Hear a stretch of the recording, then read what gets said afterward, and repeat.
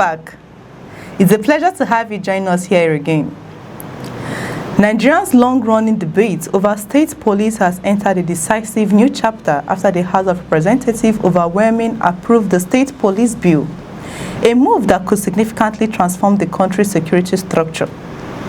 The bill was passed during Thursday's plenary session presided over by Speaker Tajuddin Abbas, following growing concerns over rising cases of kidnappings, banditry, terrorism, and violent crimes across different parts of the country.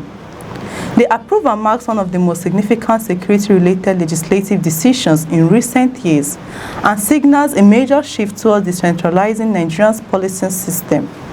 For decades, security in Nigeria has been managed primarily through a decentralized police structure controlled by the federal government. However, increasing insecurity across many states has intensified calls from governors, traditional rulers, community leaders, and security experts for the creation of state-controlled police forces capable of responding more effectively to local threats. Supporters of state police argue that governors and local authorities are often better positioned to understand the security challenges facing their communities. They believe that decentralizing policing powers will improve intelligence gathering, enhance rapid response to criminal activities, and strengthen collaboration between law enforcement agencies and local residents. Thursday's session, however, was not without controversy. Shortly after lawmakers settled down for the day's business, a member of the House, Bashir Zabiru, raised an objection regarding the process. According to him, members only received the documents containing details of the proposed state police framework on Thursday afternoon, leaving little time for proper review. Zabiru argued that lawmakers could not adequately study such an important constitutional amendment within a few hours. He insisted that members should be given enough time to examine the contents before making a decision that could have far-reaching implications for the country. Despite his concerns, the Speaker ruled him out of order, allowing proceedings to continue. As deliberations progressed, voices calling for points of order could be heard from different sections of the chamber. Some lawmakers appeared eager to raise additional concerns, but the Speaker maintained focus on the legislative process and continued with the considerations of the bill. Another unexpected challenge emerged when the House prepared for voting. Speaker Abbas informed members that the electronic voting system had developed technical faults and could not be used for the exercise.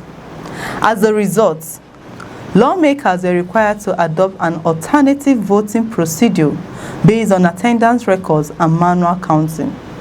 The technical issue did not affect the outcome.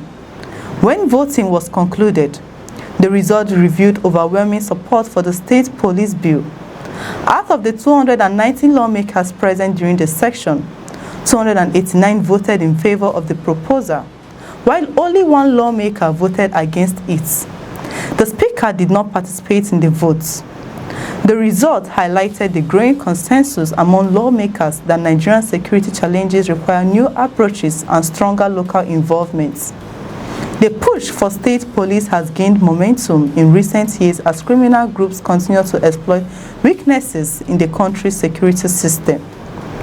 Kidnappings for ransom, attacks on rural communities, bandit operations, and terrorism have placed increasing pressure on security agencies and government officials to find lasting solutions. Advocates believe state police forces could complement existing federal security agencies and provide faster responses to threats within local communities.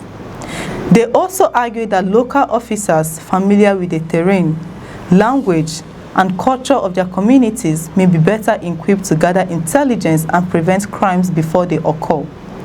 However, critics have consistently expressed concerns about the proposal. Some opponents fear that state police could be misused by state governors to target political opponents, influence elections, or suppress dissent. Others worry that the creation of multiple police structures could lead to jurisdictional conflicts and uneven enforcement of laws across the country. To address such concerns, supporters of the bill have argued that adequate constitutional safeguards and oversight mechanisms can be introduced to prevent abuse and ensure accountability. The approval of the bill by the House of Representatives does not immediately establish state police forces across Nigeria. Additional constitutional processes must still be completed before the proposal can become law. Nevertheless, the vote represents a major milestone in the ongoing effort to reform the country's security architecture. For many Nigerians, the decision reflects the growing urgency surrounding security issues and the desire for innovative solutions to address persistent threats facing communities nationwide. As the debate continues, attention will now shift to the next stages of the legislative process and how policymakers intend to implement the proposed reforms. Whether state police ultimately becomes the solution many Nigerians hope for remains to be seen.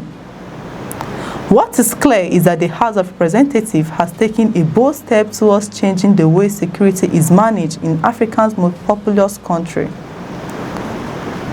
Do you believe state police will help tackle insecurity in Nigeria? Or could this create new challenges for the country? Share your thoughts in the comments below, and please like and subscribe to First Next News for more political updates and breaking news from Nigeria and all around the world. I'm Chidera Isom. Bye for now.